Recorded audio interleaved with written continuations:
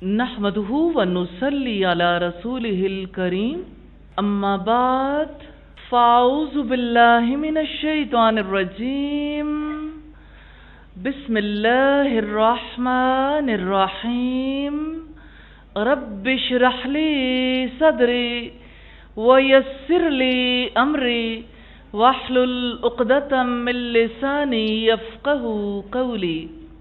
اگر تمہیں علم ہو جائے کہ شوہر کے حقوق کیا ہیں تو تم میں سے ہر ایک اپنے شوہر کے پاؤں کی دھول اپنے چہروں سے صاف کرے گی۔ یہ مصنف ابن ابی شیبہ کی روایت ہے، والیوم 3 ہے، پیج 398۔ ام المومنین حضرت عائشہ صدیقہ نے یہ بات اس لیے بیان کی کہ خواتین کو یہ علم ہو جائے کہ یہ رشتہ کس نوعیت کا ہے۔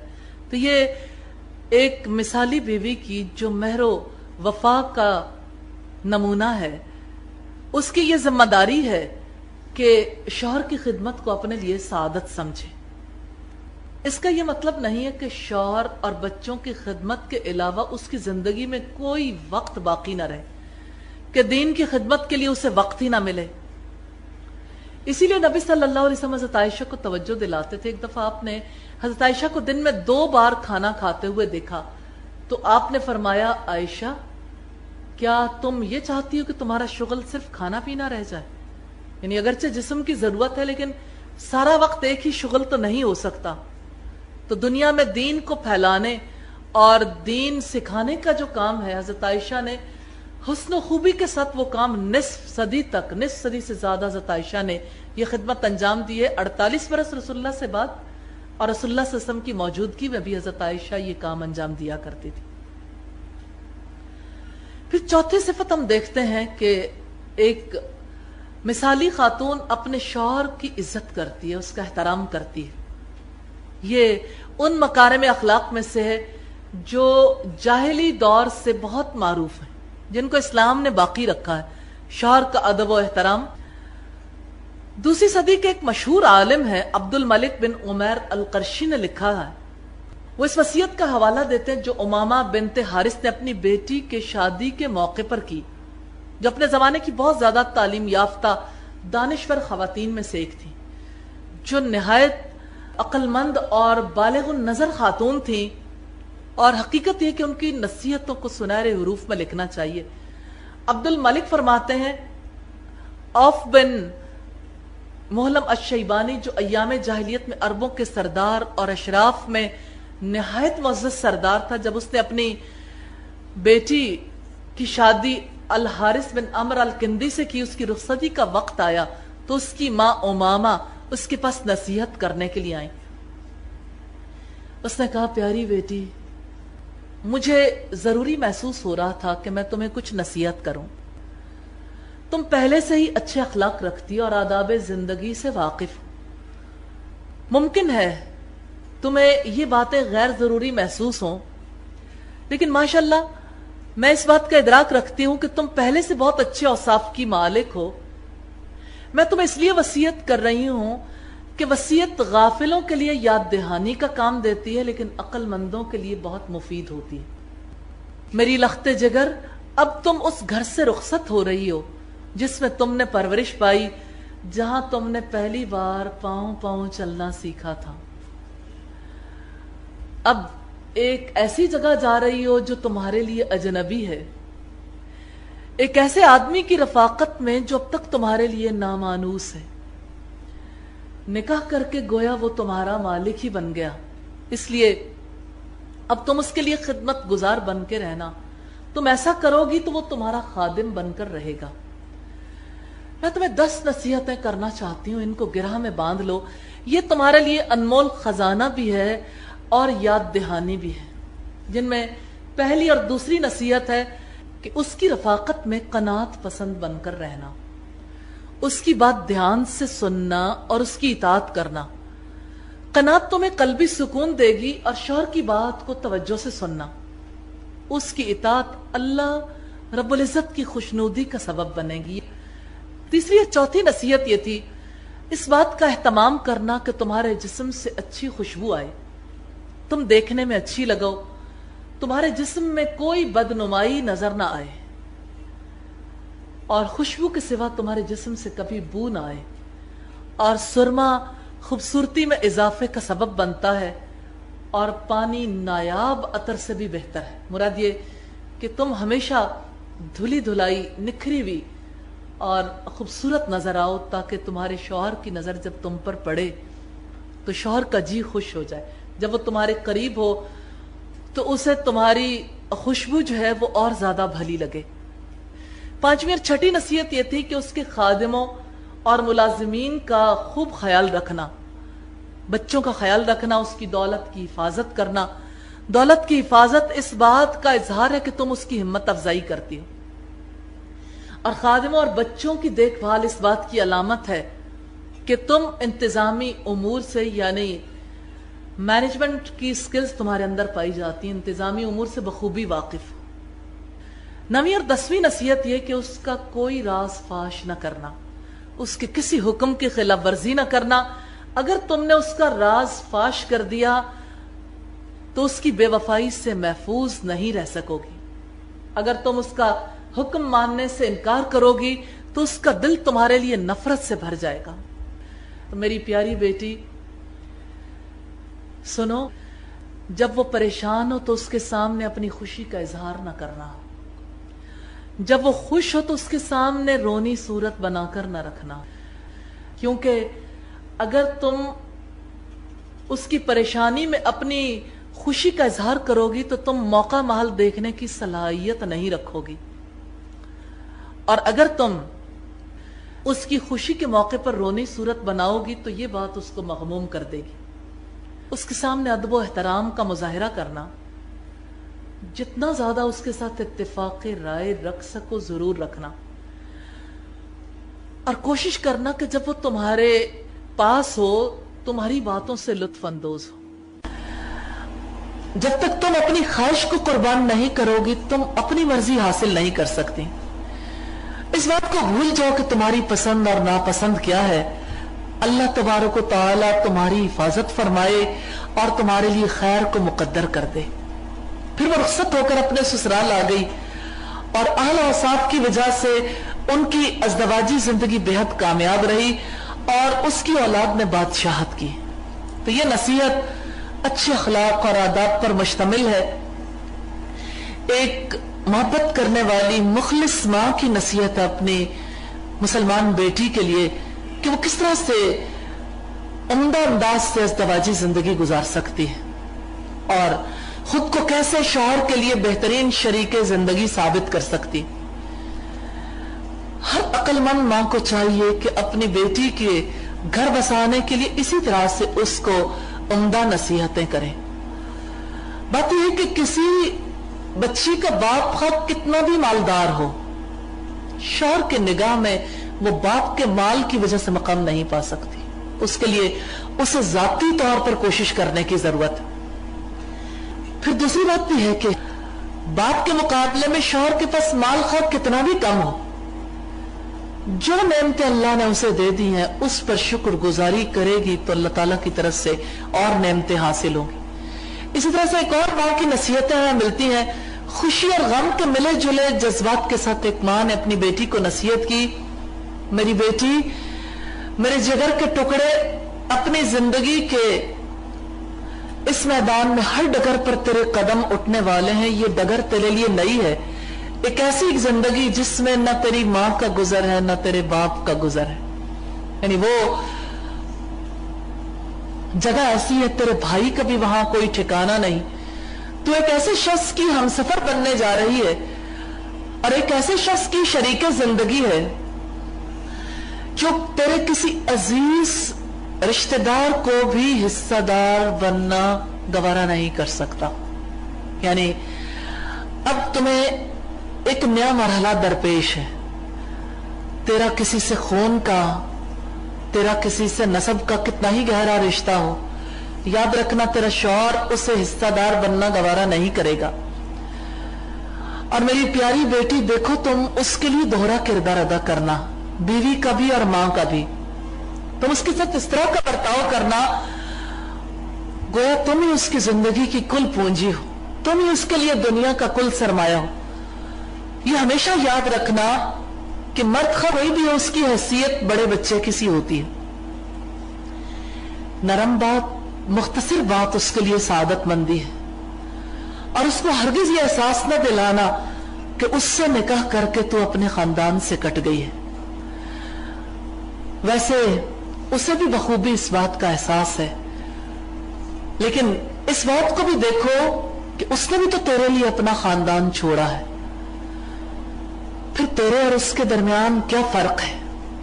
یہی نہ کہ وہ مرد ہے اور تم عورت ہو. عورت ہمیشہ اپنے خاندان کی طرف مائل ہوتی ہے، اس کا دل اپنے گھر میں اٹکا ہوا ہوتا ہے، جہاں وہ پیدا ہوتی ہے، پلتی بڑھتی ہے، پروان چڑھتی ہے، وہاں اس کے جذبے، اس کے احساسات ہمیشہ مجبور کرتے ہیں کہ وہاں سے ایک خاص تعلق قائم رہے. لیکن بہرحال تمہیں اپنے آپ کو نئی زندگی کا عادی بنانا ہے، ایک ایسے شخص کے ساتھ اپنی زندگی کو پرکیف بنانا ہے جو اب تمہارا شوہر ہے. وہ اب تمہارا نگران ہے اور تمہارے ہونے والے بچوں کا باپ ہے، اور یہی اس کی کل دنیا ہے، یہی اس کی کل کائنات ہے. میری بیٹی، تیرا حال بھی یہی ہے، تیرا مستقبل بھی یہی ہے. یہ تیرا مشترکہ خاندان ہے جس کے بنانے میں تم اور تمہارا شوہر دونوں شریک کار ہیں. اب تیرے ماں باپ عہد ماضی کی داستان بن گئے، لیکن میں تمہیں یہ نہیں کہوں گی کہ تم اپنے بہن بھائیوں کو، اپنے ماں باپ کو بھول جانا، ہرگز نہیں. بلکہ میں یہ بھی تمہیں بتانا چاہتی ہوں کہ نہ تمہارے ماں باپ اور بہن بھائی تمہیں بھولیں گے، تم بھی انہیں نہ بھولنا. ایک ماں بھلا اپنے جگر کے ٹکڑے کو کیسے فراموش کر سکتی ہے؟ ہاں، میری التجا ہے کہ تم اب اپنے شوہر سے ٹوٹ کر محبت کرنا، اسی کے لیے زندہ رہنا، اور اس ارادے کے ساتھ اب تم نے ہمیشہ اس کے لیے خوشی کا سامان بننا. یہ ہے مسلمان مائیں جو اپنی بچیوں کو شوہروں کی محبت سکھاتی ہیں. ایک ایسی زندگی جس میں ایک بچی کے لیے ڈیسائیڈ کرنا انتہائی مشکل ہوتا ہے. وہ آگے بڑھنا چاہتی ہے لیکن اس کا دل، اس کے جذبے، اس کے احساسات اسے پیچھے کھینچتے ہیں. اور ماں جیسے اسے قدم قدم چلنا سکھاتی ہے، جیسے اسے بولنا سکھاتی ہے، ایسے ہی ماں سکھاتی ہے کہ بیٹا اب پیچھے مڑ کے نہیں دیکھنا، اب آگے کا سفر جاری رکھو، اب تمہارا اگلا آشیانہ ہے. اور ایسے ہی مسلمان مائیں اپنی بیٹیوں کو اپنے شوہروں کے لیے باعث سکون بننے میں مدد دیتی ہیں. اللہ تعالیٰ کی بہت عمدہ بندیوں میں سے ایک بندی کا نام اسما بنت خارجہ الفزاریہ تھا. انہوں نے اپنی بیٹی کو رخصتی کے وقت سنہرے الفاظ سے نصیحت کی تھی جو تاریخ میں آج تک محفوظ ہے کہ بیٹی اب تم اس گھر سے رخصت ہو رہی ہو جہاں تم نے بچپن کے دن گزارے تھے اور جوانی کی دہلیز پر قدم رکھا. اب تم ایسے بستر کی زینت بنو گی جس کی خوشبو تمہارے لیے اجنبی ہے، ایسے رفیق سفر کے ساتھ قدم بہ قدم چلو گی جس سے تم مانوس نہیں ہو. لہذا بیٹی تم اس کے لیے زمین بن جانا، وہ تمہارا لیے آسمان بن جائے گا. تم اس کے لیے گہوارہ بن جانا، وہ تمہارے لیے سہارا بن جائے گا. اگر تم اس کی باندی بن گئی تو وہ تمہارے لیے غلام بن جائے گا. اس سے ضد اور زبردستی نہ کرنا ورنہ وہ تم سے نفرت کرنے لگے گا. اس سے دور مت رہنا ورنہ وہ تمہیں بھلا دے گا. اگر وہ تمہارے قریب آئے تو تم اس کے نزدیک ہو جانا، اس کی ناک، اس کے کان، اس کی آنکھ کا خیال رکھنا، یعنی تمہاری غفلت اور بے احتیاطی کی وجہ سے اسے کوئی تکلیف نہ پہنچ جائے. اس کے لیے خصوصی طور پر خوشبو کا اہتمام کرنا، ناک کے ذریعے سے اس کے دماغ کو راحت پہنچانا، اور اسی طرح سے دھیان رکھنا کہ تمہارے میٹھے بول سے اس کے کان مستفید ہوں، انہیں اطمینان حاصل ہو، راحت اور سکون حاصل ہو. اسی طرح اپنی ظاہری حیت، اپنی ظاہری حالت کو اچھا رکھنا تاکہ تم اس کی آنکھوں کے لیے ٹھنڈک بن جاؤ. اب صلی اللہ علیہ وسلم نے فرمایا کہ یہ اوپر والا ہاتھ نیچے والے ہاتھ سے بہتر ہے.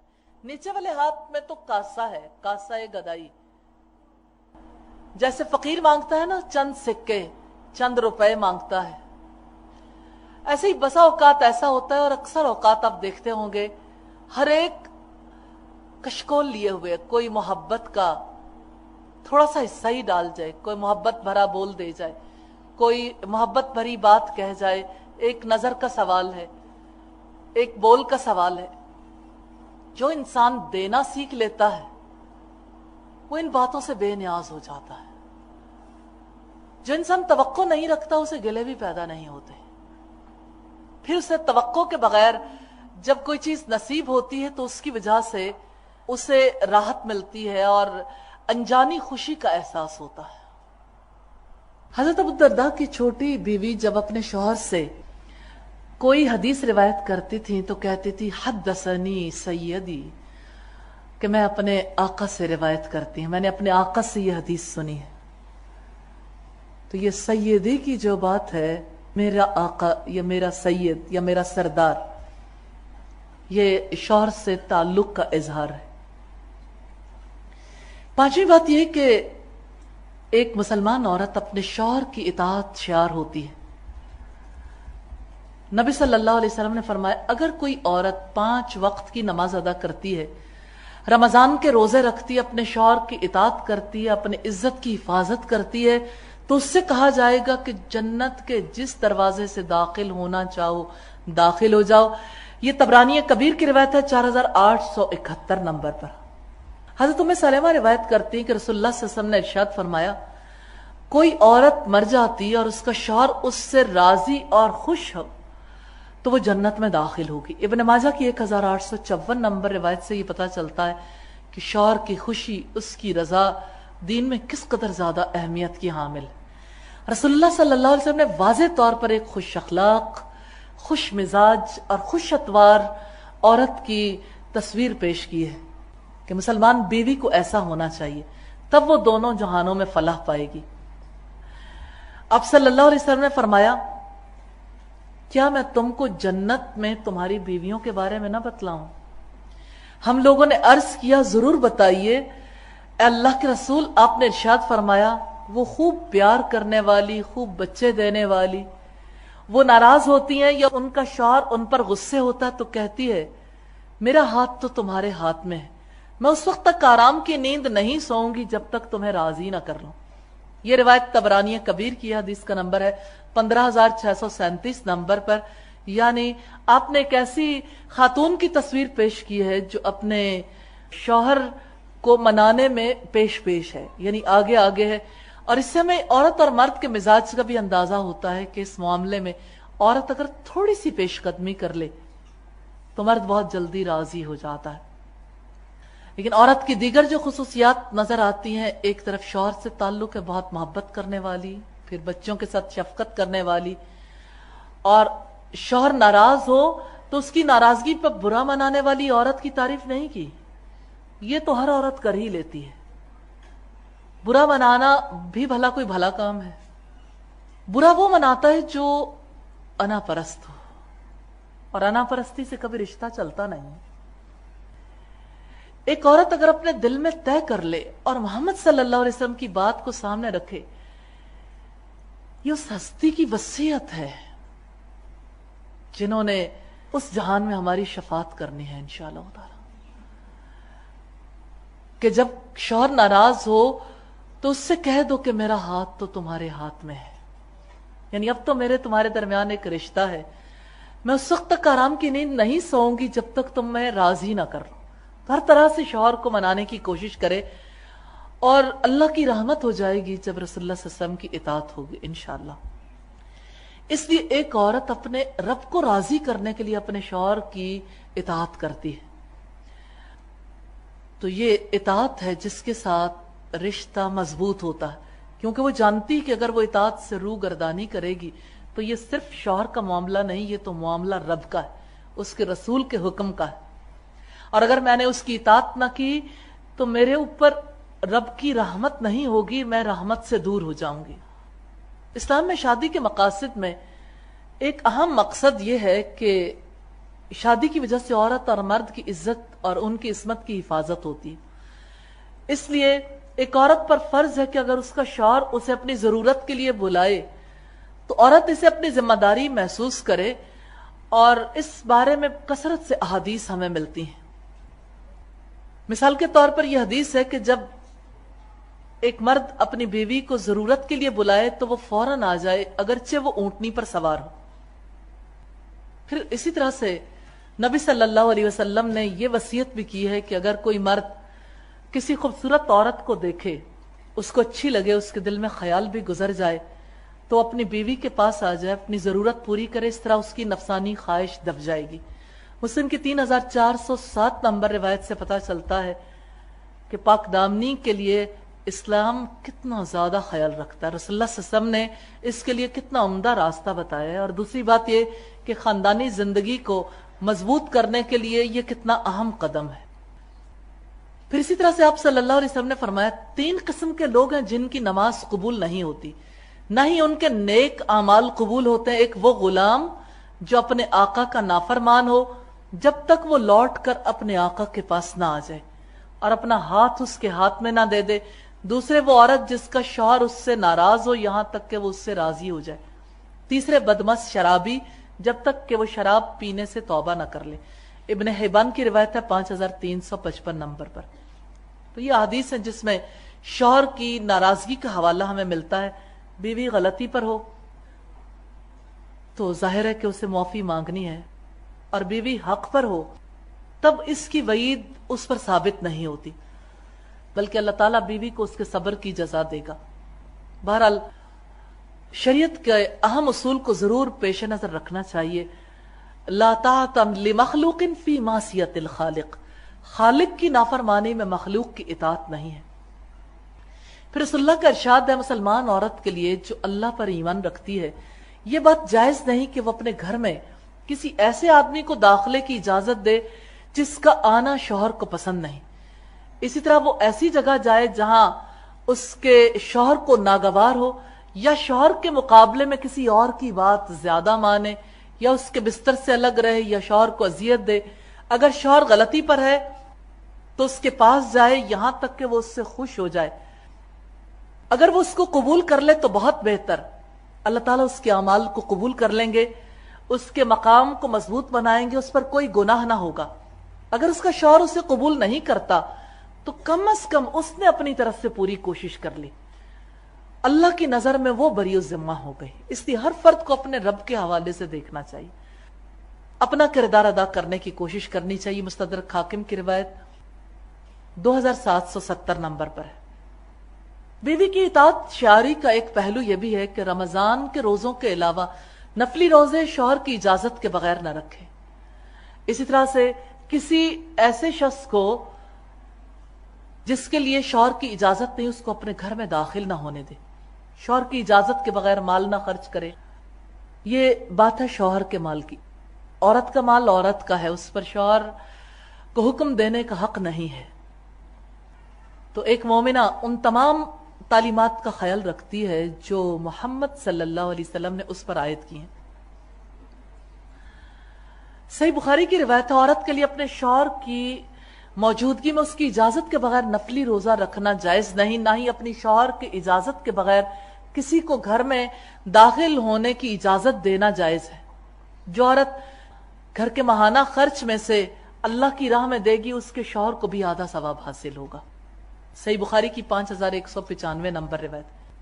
تو اس سے یہ پتہ چلتا ہے کہ یہ وہ مال ہے جو شوہر نے اسے دیا، اب اگر وہ اللہ کی راہ میں خرچ کرتی ہے اسے بار بار اجازت لینے کی ضرورت نہیں ہے۔ ہاں اگر شوہر حکمن روک دے کہ اس میں سے آپ صدقہ نہیں کر سکتی تو معاملہ فرق ہے، لیکن اگر عورت اپنے مال میں سے اپنی جیولری میں سے خرچ کرنا چاہے، یا اپنے مال میں سے، یا اس کو اللہ تعالیٰ نے مالی وسعت دی ہے، وہ بزنس کرتی ہے، یا اسی طرح سے اس کے پاس اپنی جائیداد ہے، اس میں سے کچھ بھی دینا چاہے اللہ کے راستے میں، تو شوہر اسے روک نہیں سکتا، اس کے پاس یہ حق موجود نہیں ہے۔ اسی طرح سے اگر شوہر بخیل ہے اور اپنے اہل و عیال پر بہت کم خرچ کرتا ہے، تب بیوی کو اجازت ہے کہ حسب ضرورت اپنے اوپر، اپنے بچوں پر شوہر کے مال میں سے اس کے علم میں لائے بغیر بھی خرچ کر لے۔ ابو سفیان کی بیوی ہند بنت عتبہ سے رسول اللہ صلی اللہ علیہ وسلم نے فرمایا تھا، جب اس نے رسول اللہ کی خدمت میں حاضر ہو کر عرض کیا تھا اللہ کے رسول ابو سفیان کنجوس آدمی ہے، مجھے اور میرے بچوں کی ضروریات کے لیے مال نہیں دیتے، یعنی اتنا مال نہیں دیتے کہ ہمیں کافی ہو، سوائے اس کے کہ میں اس کے علم میں لائے بغیر کچھ لے لوں۔ رسول اللہ نے فرمایا معروف طریقے سے تم اتنا لے لینا جو تمہارے اور تمہارے بچوں کے لیے کافی ہو۔ بخاری کی روایت ہے 5364 نمبر پر۔ شوہر کے انتخاب کے لیے ایک بچی کو، ایک لڑکی کو بھی اسی طرح سے حق حاصل ہے جس طرح سے مرد کو یہ حق حاصل ہے کہ وہ اپنے لیے لڑکی کا انتخاب کرے، لیکن یہاں یہ بات توجہ طلب ہے کہ اس انتخاب کو کسی بنیاد پر ہونا چاہیے، اور اسلام نے وہ بنیاد ہمارے سامنے رکھی ہے۔ جیسے نبی صلی اللہ علیہ وسلم نے فرمایا کہ 4 چیزیں ہیں جن کی بنیاد پر رشتے کیے جاتے ہیں: حسب نسب، مال جمال اور دینداری، اور تم دینداری کو ترجیح دینا۔ اس لحاظ سے ہم دیکھتے ہیں کہ ایک سچی مسلمان عورت، سچی مسلمان بچی ہمیشہ اپنے سامنے اسی چیز کو رکھتی ہے، نہ وہ ظاہری شان و شوکت کو دیکھتی ہے، نہ وہ مال کو دیکھتی ہے، نہ معاشرتی مقام اور مرتبے کو دیکھتی ہے۔ وہ ان چیزوں کے بنیاد پر اپنے زندگی کے ساتھی کا فیصلہ نہیں کرتی جسے عام طور پر لوگ یعنی اچھا سمجھتے ہیں یا جس کی طرف اٹریکٹ ہوتے ہیں یا یہ پرکشش معلوم ہوتی ہیں۔ جس چیز کو وہ ترجیح دیتی ہے وہ ایک مرد کا اخلاق اور اس کے اچھے معاملات ہیں۔ اگر کوئی مرد اس قابل ہے کہ وہ ایک اچھے شوہر کا کردار ادا کر سکے تو یقیناً وہ اللہ تعالیٰ کے اصولوں کا پابند ہونے کی صورت میں، صاحب اخلاق ہونے کی صورت میں ہی یہ کردار ادا کر سکتا ہے۔ نبی صلی اللہ علیہ وسلم سے حضرت ام سلمہ نے یہ سوال کیا تھا کہ اللہ کے رسول، اگر کسی عورت کے ایک سے زیادہ شوہر ہوں، مراد یہ کہ ایک شوہر کا انتقال ہو گیا یا عورت طلاق یافتہ ہو گئی اور اس نے کہیں کسی دوسری جگہ شادی کر لی، تو اگر ایک عورت کے ایک سے زیادہ شوہر ہوں تو جنت میں وہ کس کے پاس جائے گی؟ تو آپ صلی اللہ علیہ وسلم نے فرمایا جس کے اخلاق سب سے اچھے ہوں۔ اور ام سلمہ اخلاق والے تو جنت کی بہاریں لوٹ کر لے گئے۔ حقیقت یہ ہے کہ دنیا کی بہاریں بھی اخلاق والوں کے ساتھ ہی ہوا کرتی ہیں، اور یہی ایک مومنہ بچی سے مطلوب ہے، ایک مومن عورت سے مطلوب ہے، کیونکہ کامیاب ازدواجی زندگی کے لیے جیسے عورت کا صاحب اخلاق ہونا اور نیک ہونا ضروری ہے، اسی طرح سے مرد کا اچھے کردار کا حامل ہونا ضروری ہے، بصورت دیگر یہ زندگی عذاب بن جاتی ہے۔ پھر اب دیکھیے کہ نکاح کا پیغام قبول کرنے کے لیے جس چیز کو پیش نظر رکھنا چاہیے، ایک بچی کو بھی دیکھنا چاہیے، اس کے اولیاء کو بھی، اس کے ولیوں کو بھی دیکھنا چاہیے۔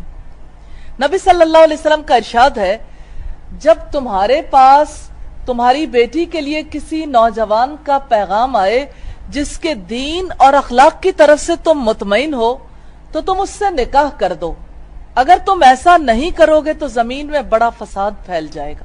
یہ ترمذی کی کتاب النکاح کی روایت ہے 1084 اور 85 نمبر پر، جس سے یہ پتہ چلتا ہے کہ بنیادی طور پر کیا چیز مطلوب ہے، کہ اگر دونوں میں یہ خصوصیات پائی جاتی تو پھر تاخیر نہیں ہونی چاہیے، پھر وقت پر اس رشتے کو انجام پا جانا چاہیے تاکہ ہر ایک کے سکون کا بھی انتظام ہو اور معاشرے کی بہتری کے لیے انتظام کیا جا سکے۔ تو ہم نے یہ دیکھا کہ ایک مومن عورت کسی ایسے شخص کا انتخاب نہیں کر سکتی جس کے اندر اچھے اوصاف نہ پائے جائیں، اور اخلاق کا بیج ایمان ہی ہوا کرتا ہے۔ ایمان کی بنیاد پر ہی اچھا اخلاق وجود میں آتا ہے، یعنی اچھا اخلاق ایمان والے کا ہی ہو سکتا ہے۔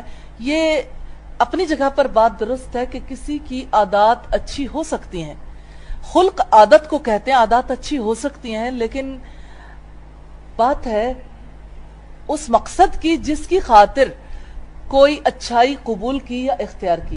اگر کسی کا مقصد یہ ہے کسی اچھائی کو اختیار کرنے سے کہ اس کی وجہ سے لوگوں کی نظروں میں ایک مقام پا جاؤں، تو اسے مقام تو مل جائے گا، لیکن اس کا مطلب یہ ہے کہ اس کا آبجیکٹو بڑا گھٹیا ہے، اور وقتی طور پر وہ لوگوں کے نگاہوں میں تو اچھا قرار پا جائے گا، لیکن اللہ کی نگاہ میں اس کی پرے کاہ کے برابر بھی وقت نہیں ہے، اس لیے کہ اس کے اندر اخلاص نہیں ہے۔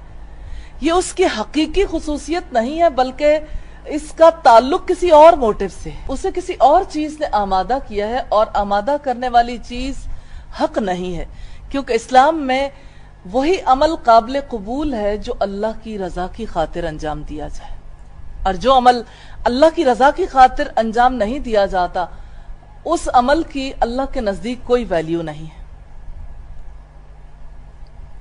پھر ارشاد ربانی ہے کہ خبیث عورتیں خبیث مردوں کے لیے ہیں، اور خبیث مرد خبیث عورتوں کے لیے ہیں، اور پاک مرد پاک عورتوں کے لیے، اور پاک عورتیں پاک مردوں کے لیے ہیں۔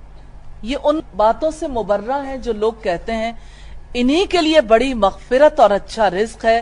یہ سورہ النور کی آیت نمبر 26 ہے۔ ایک مسلمان عورت کی یہ خواہش ہوتی کہ اس کا ہاتھ وہ مرد تھامے جو اس کے مقصد زندگی کو پورا کرنے میں اس کے ساتھ معاون اور مددگار ہو سکے۔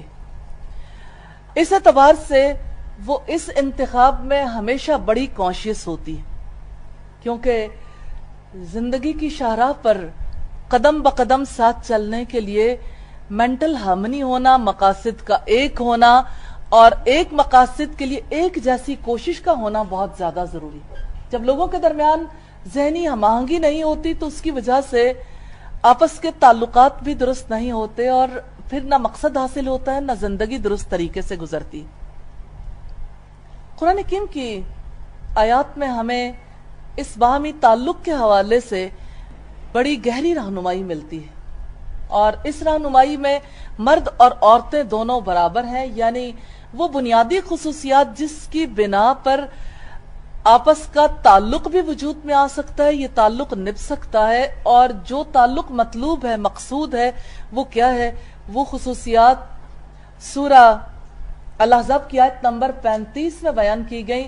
ان المسلمین والمسلمات والمؤمنین والمؤمنات والقانتین والقانتات، یقیناً فرما بردار مرد اور فرما بردار عورتیں، ایمان والے مرد اور ایمان والی عورتیں، اور دل سے اطاعت کرنے والے مرد اور دل سے اطاعت کرنے والی عورتیں، سچے مرد اور سچی عورتیں، صابر مرد اور صابرہ عورتیں، خشوع کرنے والے مرد اور خشوع کرنے والی عورتیں، صدقہ دینے والے مرد اور صدقہ دینے والی عورتیں، روزہ رکھنے والے مرد اور روزہ رکھنے والی عورتیں، اپنی شرمگاہوں کی حفاظت کرنے والے مرد اور اپنی شرمگاہوں کی حفاظت کرنے والی عورتیں، اللہ کو کثرت سے یاد کرنے والے مرد اور اللہ کو کثرت سے یاد کرنے والی عورتیں، اللہ تعالیٰ نے ان کے لیے مغفرت اور بڑا اجر تیار کر رکھا۔ یوں ہمیں یہ پتا چلتا ہے کہ جو خصوصیات مطلوب ہیں، مرد سے بھی وہی خصوصیات مطلوب ہیں جو عورت سے مطلوب ہیں، اس معاملے میں دونوں برابر ہیں۔ تو ازدواجی زندگی کے استوار کرنے کے لیے ان خصوصیات کے ساتھ ہی روشن امکانات نظر آتے ہیں۔ سبحانک اللہم و بحمدک، نشہد ان لا الہ الا انت، نستغفرک و نتوب الیک۔ السلام علیکم ورحمۃ